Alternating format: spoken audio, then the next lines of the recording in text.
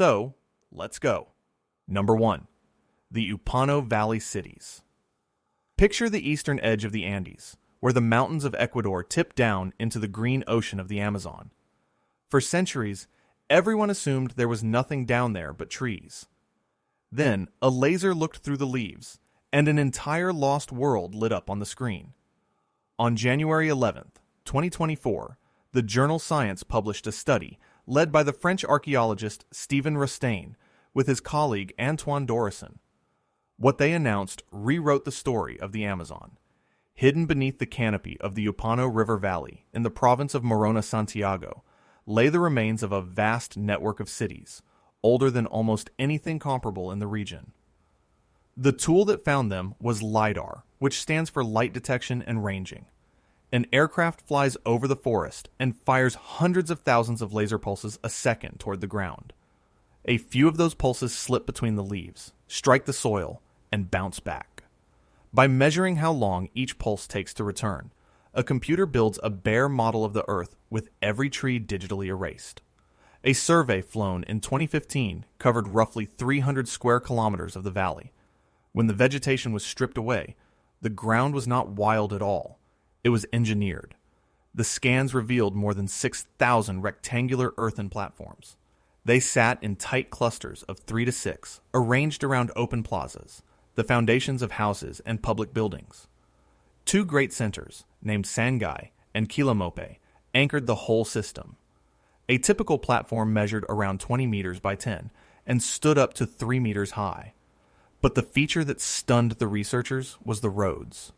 Wide, straight avenues, some more than 25 meters across, ran in dead straight lines for at least 25 kilometers, cutting over hills rather than around them. That kind of geometry does not happen by accident. It takes planning, authority, and a huge coordinated workforce. The Upano people built all this between about 500 years before the Common Era and 300 to 600 years after it. Between the platforms lay drainage fields and terraces where they grew maize, beans, and manioc. The population may have run into the tens of thousands. Overhead, the Sangay volcano periodically smothered the valley in ash, which both buried the settlements and helped preserve them for us to find. Rostaing had worked in the region since the 1990s and had always suspected there was more, but no amount of digging on the ground could show the true scale. Most archaeologists still prefer careful words like garden urbanism over the word cities, and the researchers themselves push back hard against breathless talk of a lost advanced civilization. But the fact remains, the Amazon was full of people, and Ecuador was not the only place hiding the proof. Number 2, the Casarabe Culture. If a single discovery could be dismissed as a fluke, two on different sides of the Amazon could not. On May 25, 2022, the journal Nature published a study led by Heiko Prumers of the German Archaeological Institute. His team had aimed their lasers at the Llanos de Mojos, a strange, seasonally flooded savanna in the Beni department of Bolivia. There, a culture we now call the Casarabe had flourished between roughly 500 and 1400 years of the Common Era, and then vanished so completely that its cities were mistaken for natural hills. The LiDAR was flown in 2019, covering 6 areas that added up to about 200 square kilometers. When the data resolved, it showed 2 large settlements, named Cotoca and Landivar, along with 24 smaller sites, many of them never recorded before. The civic and ceremonial core of Cotoca alone spread across roughly 147 hectares, and its wider influence reached across some 500 hectares. Rising from the centers were flat-topped platform mounds crowned with conical pyramids that stood up to 22 meters tall. What made the Casarabe extraordinary was not just the pyramids, but the system that connected them. Raised causeways, some several kilometers long, ran arrow straight across the floodplain, linked by canals that moved and stored water across a landscape that drowned every wet season and dried out every year. Around the cores stood concentric polygonal ramparts. Prumers argued that this qualified as low-density tropical urbanism, a way of building cities spread thin across the land, the same broad category as the Maya of Central America or the Khmer of Cambodia, yet unmistakably its own tradition. The Casarabe had no writing and raised no monuments in stone. Everything, every pyramid and causeway and canal, was shaped from earth. Their heartland may have held tens of thousands of people. The Bolivian archaeologist Carla Jaimes Betancourt of the University of Bonn has been central to interpreting the culture and connecting it to living indigenous history. For over a century, travelers had walked past those overgrown mounds and assumed they were geology. It took a laser to prove they were architecture. And as with Upano, the machine that revealed the Casarabe is now small enough to fly on a drone, which means the pace of discovery is only accelerating. But not every drowned city sleeps under a jungle. Some lie under the sea. Number 3. Rungholt, the Atlantis of the North Sea. Off the North Frisian coast of Germany lies a stretch of tidal mudflats called the Wadden Sea. Twice a day, the water pulls back and exposes an empty gray plain. For centuries, local people told stories that a rich town had once stood there, a place called Rungholt, swallowed whole by the ocean in a single night. Many scholars doubted it had ever existed at all, and the tale earned a nickname. Rungholt became the Atlantis of the North Sea. The night in question was the 15th to the 16th of January, 1362. A monstrous storm surge, remembered as the Grota Mandrenki, the Great Drowning of Men, tore along the coast and rearranged the entire shoreline. Across the region, it may have killed tens of thousands of people. Rungholt, sitting low on reclaimed land, simply disappeared beneath the water and the mud. In 2023, a team from Kiel University and Johannes Gutenberg University of Mainz, among others, went looking for it not with shovels, but with instruments. The researchers, Hannah Hadler and Dennis Wilkin, led a campaign across the tidal flats near the small island of Sudfall. They used magnetic gradiometry, electromagnetic induction, and seismic surveying, methods that read the hidden structure of the ground without disturbing it. Slowly, a town emerged from the data. They traced about 2 kilometers of turpin, the artificial dwelling mounds that medieval settlers piled up to keep their homes above the water. They mapped drainage systems, dikes, a harbor, and sluice gates. And near the center, they found the foundation of a large church, roughly 40 meters by 15, the sure sign of a substantial parish. Rungholt had sat in a district called Edomshard and grown wealthy on the medieval trade in salt and grain, but its prosperity carried the seed of its ruin. To make salt, people dug and burned the coastal peat, which lowered the very land they lived on, leaving it ever more exposed to the sea. Later legend, always fond of a moral, said a drunken mob had mocked a priest, and that God sent the flood as punishment. The science tells a quieter story of rising seas and human miscalculation. Today, the tides that reveal Rungholt are also grinding it away, destroying the record even as archaeologists race to read it. It stands as a warning for every low coast in a warming world. Yet water is not the only thing that can hide a city. Sometimes the culprit is sand. Number 4. Saruq Al-Hadid. Deep in the Rub al-Khali, the empty quarter, one of the largest sand deserts on the planet, about 40 kilometers south of the city of Dubai, lies a site that industry forgot. It is called Saruq Al-Hadid, which means the way of iron, and it was found from the air in 2002 by Sheikh Mohammed bin Rashid Al Maktoum, the ruler of Dubai, who noticed a dark stain in the pale dunes while flying over in a helicopter. Excavation began that same year and has continued for more than 2 decades. What lay beneath the sand was a metalworking center, active from around 1300 years before the Common Era into the Iron Age, with even older layers beneath.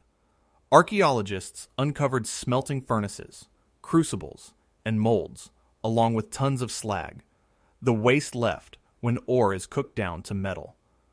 This was not a village forge.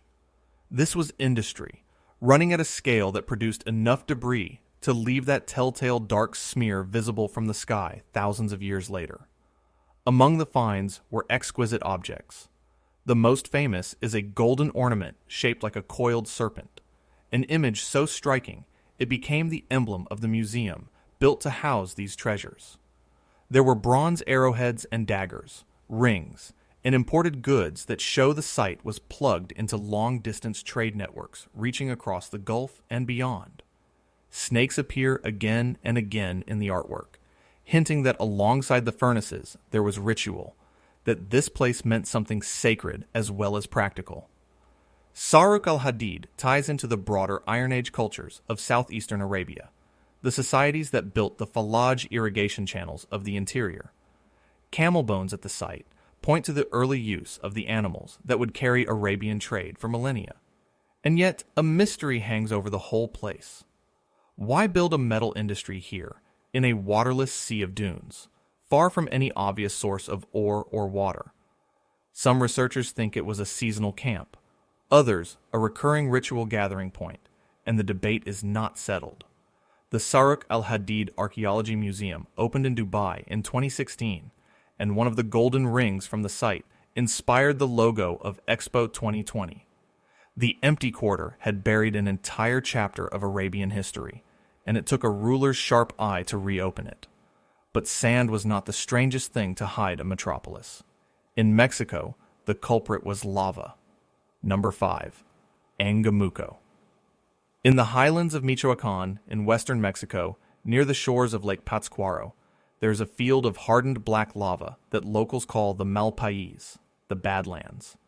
It is rough, broken ground, hard to walk, and easy to ignore. Beneath its scrub and rubble hid one of the great surprises of modern archaeology, a city called Angamuco, built by the Purépecha, also known as the Tarascans, the one civilization that the mighty Aztec Empire never managed to conquer. A team led by Chris Fisher of Colorado State University flew LiDAR over the Malpais, and the results, reported widely in 2018, were almost hard to believe. The lasers revealed more than 40,000 building foundations spread across roughly 26 square kilometers.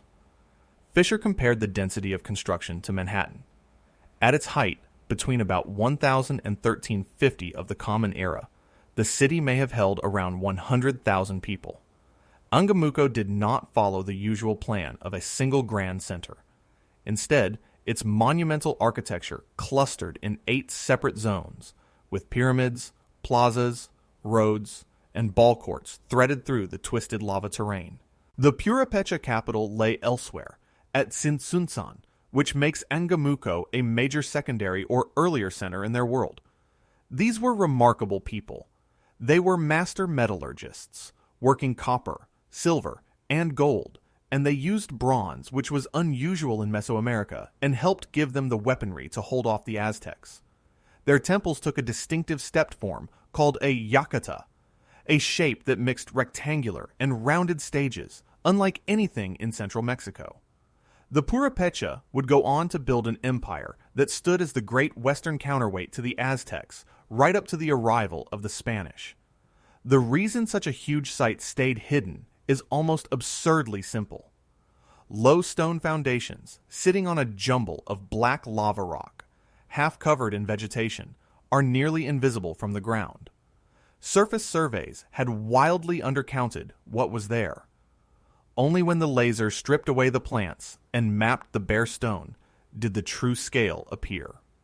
Fisher has argued that LiDAR is triggering a revolution in archaeology as profound as the invention of radiocarbon dating. Not everyone accepts that all 40,000 features were buildings in the ordinary sense, and population estimates remain debated. But the basic point is undeniable. A city rivaling the Aztec world had been sitting in plain sight, unseen. Some lost peoples, though, left no buildings for any laser to find. They survive only as bones, and as code written in our blood. Number 6. The Botai Culture. Roughly 5,500 years ago, on the open grasslands of northern Kazakhstan, a people lived who would change the course of human history, and yet we know them mainly for a single gift they may have given us. They are called the Botai, and they lived in the Copper Age, between about 3,700 and 3,100 years before the Common Era. Their main settlement, The type site called Botai was excavated by the Kazakh archaeologist Viktor Zybert beginning in the 1980s. It held more than 150 round, half-buried pit houses, and around it lay bones. Overwhelmingly, horse bones, making up something like 90% of everything the Botai left behind. In 2009, a study in science led by Alan Outram of the University of Exeter made a bold claim. The Botai, the team argued, had domesticated the horse. They offered 3 lines of evidence. First, wear marks on the horse's premolar teeth, the kind left by a bit or mouthpiece, suggesting the animals were bridled. Second, the leg bones, the metacarpals, were slimmer than those of wild horses, closer to the shape of domestic ones. And third, chemical residue soaked into their pottery contained the fats of mare's milk, which meant the Botai were milking horses. Together, this pushed the domestication of the horse back to around 5,500 years ago, the earliest anyone had found. Then, in 2018, ancient DNA turned the story upside down. A team led by Ludovic Orlando sequenced the genomes of Botai horses, expecting to find the ancestors of every horse alive today. Instead, they found something else. The Botai horses were the ancestors of the Przewalski's horse, the stocky wild horse of the Mongolian steppe, long celebrated as the last truly wild horse on Earth. Which meant Przewalski's horse is not wild at all. It is feral, descended from animals the Botai once kept. And the horses we ride today came from a completely separate domestication, later around 2200 to 2000 years before the Common Era, in the western Eurasian steppe, as Orlando's team showed again in 2021. So the Botai were an early, partly independent experiment in taming the horse, one that did not directly found the modern lineage. They themselves were largely settled keepers and hunters, not yet the mounted nomads who would later thunder across the continent. Debate continues over whether they truly rode their horses or mainly herded and ate them. But their story shows how a civilization can be rediscovered and reinterpreted not once but twice, first by the shovel and then by the genome. And another steppe power was about to be rebuilt from DNA in exactly the same way. Number 7. The Xiongnu Empire. For nearly 300 years, from around 209 years before the Common Era to about 100 years after it, a nomadic empire dominated the grasslands of Mongolia and terrified the most powerful state on Earth. They were the Xiongnu, the great rivals of Han China, and much of the Great Wall was built and extended precisely to hold them back. Their first towering leader, Modu Chanyu, united the scattered tribes around 209 before the Common Era and forced Han China into humiliating tribute, sealed by marriage alliances the Chinese called Heqin. Here's the strange thing. The Xiongnu left no written language of their own. Almost everything we knew about them for 2,000 years came from the records of their enemies, the Chinese historians who wrote works like the Shiji. That made them a shadow empire, powerful but faceless. Until, in 2023, a study in the journal Science Advances gave them their faces back. Led by Christina Warrener and Jamsran Javbayar-Saikun, the team sequenced ancient DNA from Xiongnu cemeteries, including sites called Takhiltin Kotgor and Shombuzin Belchir. What the genomes revealed was one of the most genetically diverse empires of the ancient world. The Xiongnu were not a single people, but a vast confederation that had absorbed and integrated many conquered groups. And the pattern of that diversity told a social story. The highest status individuals, especially elite women, carried ancestry from the eastern Eurasian steppe, and they were buried with extraordinary honor. Princely tombs of women held gilded ornaments, chariots, and the sun and moon emblems that stood for Xiongnu authority. It appears that women held real political power, often anchoring the empire's frontier by marrying to cement alliances. The genetic diversity increased as you moved down the social scale, Exactly what you would expect from an empire steadily swallowing new peoples, while the elite lineages stayed more homogeneous, suggesting power was concentrated in particular families. The riches in their royal tombs at sites like Noyon-Ul included Chinese silk, jade, and even Roman glass, proof that the Xiongnu sat at the heart of trade networks stretching across the entire ancient world. They built terraced tombs and stone-ringed burial mounds, kurgans, across the Mongolian steppe. The study also found that even within a single family cemetery, individuals could carry wildly different ancestry, a sign that the Xiongnu bound their society together, not through blood purity, but through shared culture, prestige goods, and marriage. Whether they were the ancestors of the Huns who later fell upon Europe is a question the DNA has still not fully settled.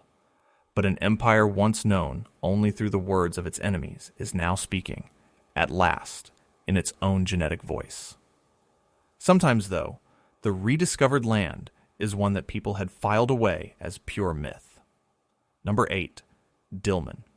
In the oldest stories humanity ever wrote down, on clay tablets from Mesopotamia, there's a place called Dilmun. It is a pure land, a paradise of the gods, where sickness and death have no hold. In the myth of Enki and Ninhursag, and in the flood story woven into the Epic of Gilgamesh, Dilmun is where the flood hero, Ziusudra, is granted eternal life. For a long time, it was easy to treat Dilmun as pure imagination. It was not. Dilmun was real, a Bronze Age civilization centered on the island of Bahrain, flourishing between roughly 2200 and 1600 years before the Common Era. Far from being a fantasy, Dilmun was one of the great trading powers of its age. It sat at the crossroads of the Gulf, the middleman linking Mesopotamia to the north with the Indus Valley civilization, which the Sumerians called Meluha, and with Magan in what is now Oman. Through Dilmun flowed copper, pearls, and dates. Its merchants carried distinctive round stamp seals, and its standardized weights helped set the commercial standards of the entire region. The physical traces of Dilmun are staggering.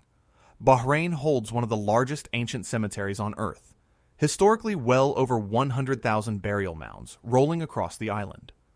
Danish archaeologists, notably Peter Wilhelm Glob and Geoffrey Bibby, pioneered the excavation of Dilmun in the 1950s and 60s, turning a name in old texts into an unearthed civilization. They and later teams uncovered the temple complex at Barbar, built in stages around a sacred freshwater spring, and the Great Tell at Qalat al-Bahrain, now a UNESCO World Heritage Site with Dilmun-era city levels. A planned town at Sar revealed streets, houses, and a temple laid out with care. And here is why the Sumerians called it paradise. Bahrain sits atop abundant fresh groundwater, and springs bubble up even offshore, beneath the salt sea, so that fresh water seems to rise miraculously in the middle of the Gulf. In a parched world, an island where sweet water flowed from the seabed truly must have seemed like a land blessed by the gods. Rising seas and later settlement have buried much of Dilmun, and its mounds were long mistaken for natural hills, but modern dating keeps refining the picture. How much of the paradise was real prosperity, and how much was myth is still debated, and some still dream of Dilmun as the literal Garden of Eden. What is certain is that a Sumerian legend turned out to have an address, and across the Red Sea, another land of the gods was waiting to be pinned to a map. Number 9. The Kingdom of Punt. The ancient Egyptians called it Ta-Nedjer, the land of the god. To them, the Kingdom of Punt was a place of wonders, the source of the luxury goods that made their temples rich, and for over 1,000 years, from the Old Kingdom to the New, they sent expeditions to reach it. The most famous was launched by Queen Hatshepsut around 1470 years before the Common Era, and she had it carved in loving detail onto the walls of her temple at Deir el-Bahari. The reliefs show the Puntite king, Parahu, and his famously large queen, Adi, along with stilt houses, cattle, and the treasures Egypt craved. From Punt came myrrh and frankincense, ebony and gold, ivory, exotic animals, and even living incense trees, roots and all. And yet, For more than a century, no one could say for certain where Punt actually was. Candidates ranged from Somalia to Sudan to Eritrea to the coast of Arabia. The mystery seemed unsolvable because Punt existed only in Egyptian words and pictures, with no ruins anyone could firmly attach to the name. Then, in 2010, a study led by the scientist Nathaniel Dominy tried a completely different approach. Instead of digging for a city, he analyzed monkeys. The Egyptians imported sacred baboons of the species Papio hamadryas, alive from Punt, and mummified them as offerings to the gods. Dominy's team measured the oxygen isotopes locked in the tissues of these mummified baboons. Because the ratio of oxygen isotopes in an animal's body reflects the water it drank, and that water varies by geography, the isotopes act like a chemical fingerprint of the place an animal grew up. The results, refined in a follow-up study in 2020, pointed clearly toward the region of modern Eritrea and eastern Ethiopia. In other words, Punt lay in the southern Red Sea and the Horn of Africa, reached by Egyptian ships sailing down the coast. The seafaring side of the story got its own confirmation on the ground. At a site on Egypt's Red Sea coast called Mursa, or Wadi Gawasis, archaeologists Catherine Bard and Rodolfo Fatovich found the remains of an ancient harbor, complete with ship timbers and cargo boxes, still labeled for Punt. The Egyptians had disassembled their seagoing ships and stored the parts between voyages, hauling them across the eastern desert from the Nile and reassembling them on the Red Sea shore. The cargo boxes at Wadi Gawasis were even inscribed with the names of the officials and the wonders of Punt, a paper trail in stone. So a kingdom that had drifted for a century between myth and geography was finally located, not by finding its cities, but by reading the chemistry of its temple pets and the timbers of the ships sent to trade with it. The technique was a landmark in its own right, one of the first times the remains of animals were used to solve a problem of human geography. And that leaves one last discovery, the one whose legend almost everyone has heard. Number 10. Ciudad Blanca, the city of the monkey god. In the dense, dripping rainforest of La Mosquitia, in eastern Honduras, there is a legend as old as the Spanish conquest. Somewhere in that green wilderness, the story said, stood a lost white city, gleaming with gold, sometimes called Ciudad Blanca, the White City, and sometimes the Lost City of the Monkey God. Explorers chased it for centuries. In 1940, an adventurer named Theodore Mord claimed he had found it, but he gave false coordinates to protect his prize and never proved a thing. The legend stayed a legend. Then the lasers came. In 2012, a survey flew LiDAR over a remote valley labeled T1, driven by the filmmaker Steve Elkins and processed by researchers at the University of Houston through the National Center for Airborne Laser Mapping. When the trees were stripped from the data, plazas, mounds, and earthworks appeared, the unmistakable footprint of a city. In 2015, a ground expedition, documented by the writer Douglas Preston for National Geographic, and in his book about the search, cut its way through the jungle to reach the site. What they found was breathtaking. At the base of a pyramid lay an untouched cache of more than 50 stone sculptures, sitting exactly where they had been left centuries before. Among them was a striking carving of a were-jaguar, a being half human and half jaguar, a theme of shamanic transformation found across Mesoamerica. The artifacts belonged to a culture distinct from the Maya, one that flourished between about 1000 and 1500 of the Common Era, and which still, to this day, has no name of its own. This was not literally the mythical Ciudad Blanca of gold, but it was a genuine lost city, one that old legends may have dimly remembered. The archaeologist Christopher Fisher, the same researcher behind the Angamuco discovery, helped document the sites. The jungle that hid the city had also protected it, keeping looters away for centuries, though the isolation had teeth. Several members of the expedition contracted leishmaniasis, a disfiguring parasitic disease spread by sandflies. Honduras moved to protect the region amid fears of looting and deforestation. The culture itself seems to have collapsed around the time Europeans arrived, quite possibly from introduced disease, the same silent killer that emptied so much of the Americas. The discovery also sparked a fierce debate, with many archaeologists criticizing the sensational lost city framing as overblown and disrespectful to the indigenous history that was never truly lost to the people who lived there. 10 discoveries across jungle and desert, steppe and seafloor. The question is what they all have in common. The single thread running through most of these rediscoveries is a technology barely a generation old. Again and again, the breakthrough came from remote sensing, and above all, from LiDAR. The principle is simple to state, and astonishing in effect.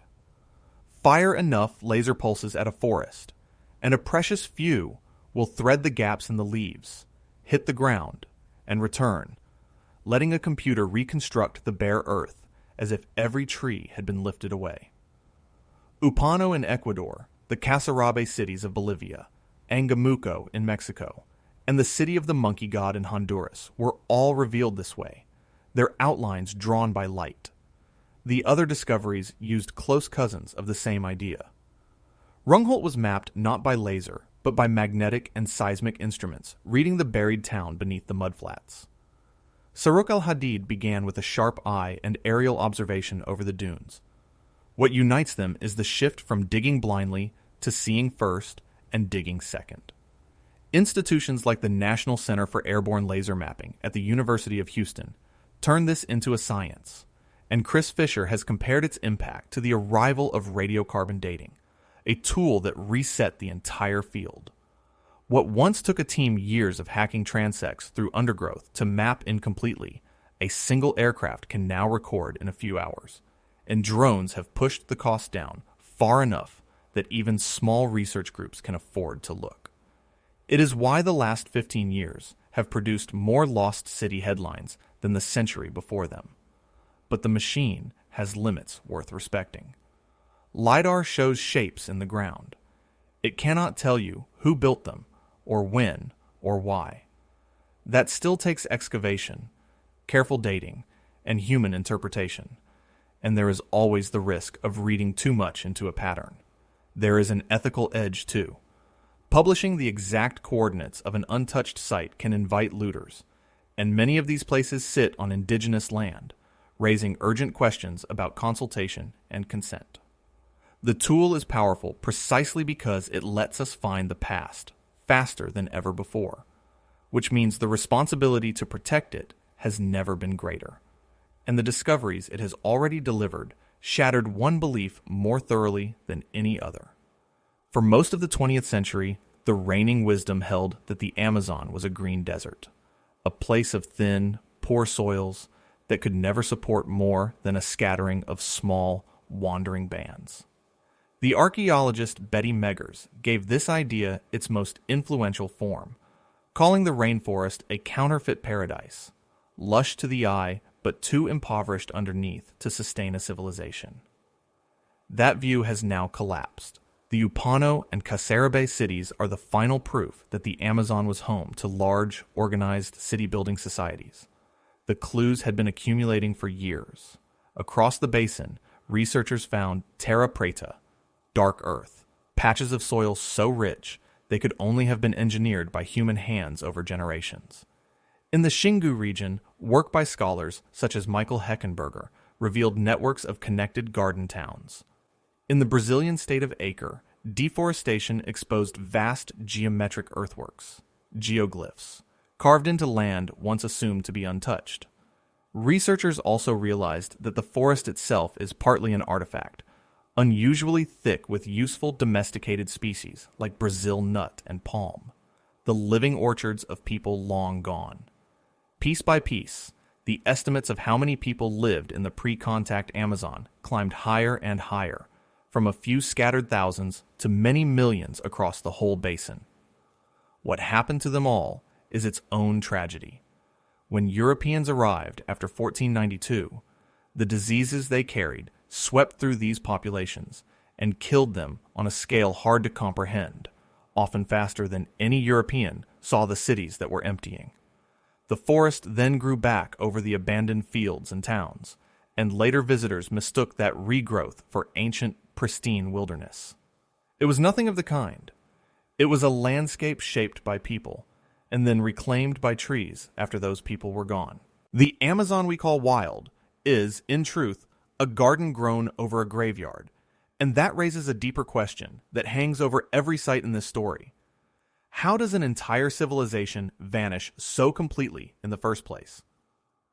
Put these 10 discoveries side by side, and the ways a civilization can disappear start to sort themselves into patterns. The most dramatic is sudden catastrophe. Rungholt drowned in a single night. The Upano Valley was periodically buried under volcanic ash from Sangai. Disaster can erase a place from the map almost instantly, and, cruelly, it sometimes preserves it too, sealing a moment under ash, mud, or sand for us to find much later. Then, there is slow burial. The dunes of the empty quarter crept over Saruq Al-Hadid across the centuries. Silt and rising seas swallowed the layers of Dilmun. There is concealment by regrowth, the jungle closing over the cities of the Amazon and Honduras until they became indistinguishable from nature. There is collapse by disease, the invisible catastrophe that hollowed out the Americas.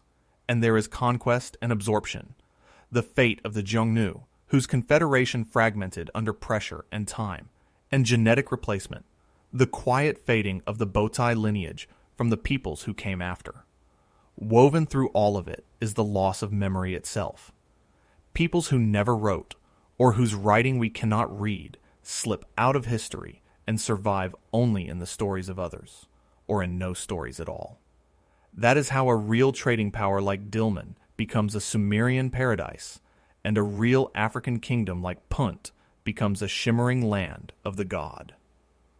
Legend is often the last, distorted echo of something that truly existed, a rumor of gold where there was once a real city, a paradise where there was once a real spring, the white city of the monkey god, the Atlantis of the North Sea, the land of the god across the Red Sea. Each of these poetic names is a memory that outlived the thing it described, which means that even now, with all our lasers and genomes, there is a great deal these discoveries still cannot tell us.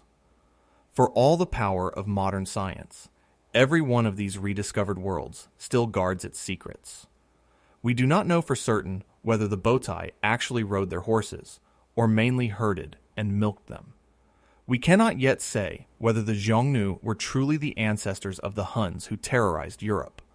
Punt has been placed in the Horn of Africa with real confidence, yet a few researchers still argue for Arabia or the Sudanese interior. And the culture that carved the were-jaguar in the Honduran jungle remains, remarkably, without a name. Even the definitions are contested.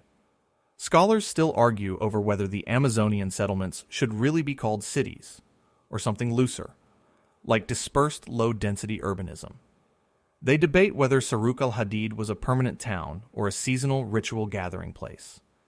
They question how much of the Dilmun paradise reflects genuine memory of prosperity and how much is pure invention. At Angamuco, the true nature of those 40,000 mapped features is still being worked out. Behind these specific puzzles lie deeper limits.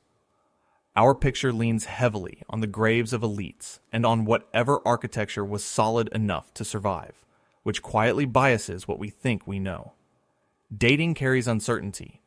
Vast stretches of jungle, desert, and seabed remain completely unsurveyed, certainly hiding sites we have not yet imagined. And climate change is now destroying fragile evidence at places like Rungholt faster than anyone can record it, as stronger storms and higher tides scour the mudflats bare. There is a race on, in other words, between the tools that let us find the past and the forces that are erasing it. Every answer these discoveries provide arrives holding a fresh handful of questions. That is not a failure of the science. It is the honest shape of exploring a past we are only beginning to see. Follow the arc of these 10 stories, and a single lesson comes into focus.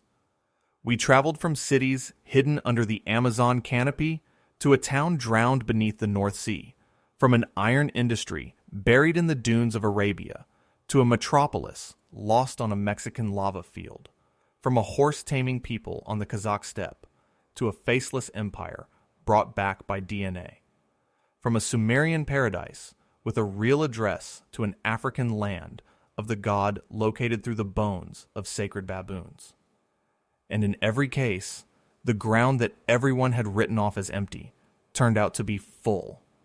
That is the quiet revolution behind all of it. The absence of evidence was never the evidence of absence. It was only the limit of our tools.